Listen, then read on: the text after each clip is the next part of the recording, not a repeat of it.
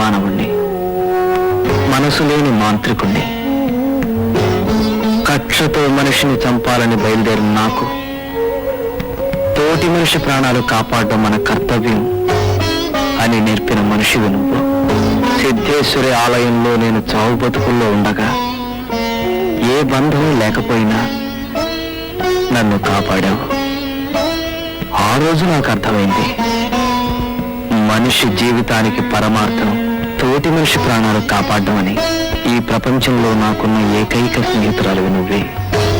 కఠోర నియమాలు, కక్ష, పగ తప్ప ఏమీ తెలియని నాకు జాలి, ప్రేమ, ఆప్యాయత అంటే ఏమిటో నీ వల్లనే తెలిసింది.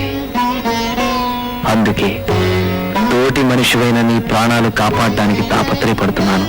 ఆ ప్రయత్నంలో నేను అంతమైపోయినా నాకు ఆనందమే. నీ బ్రతుకు కోసం నేను చావును కూడా ఆనందంగా ఆహ్వానిస్తాను తులసి, ఆహ్వానిస్తాను. అమ్మా, బాబు, పసుపు, కుంకుమ, తులసి తీర్థం, తెల్లటి ముగ్గు ఇప్పించండి. శ్రీచక్రం వేసి నా శక్తినంతా ఉపయోగించి కాశ్మోరాన్ని ఆపడానికి ప్రయత్నిస్తాను.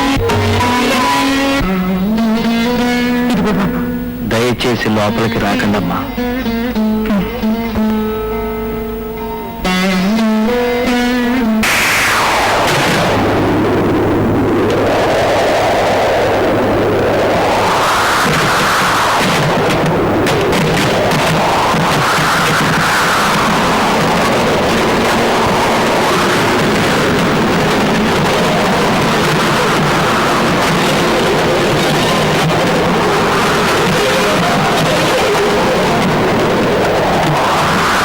చాచి పక్క మీద సంకురాత్రి, మొగుడు పెళ్ళాలుగా మొదటి రాత్రి,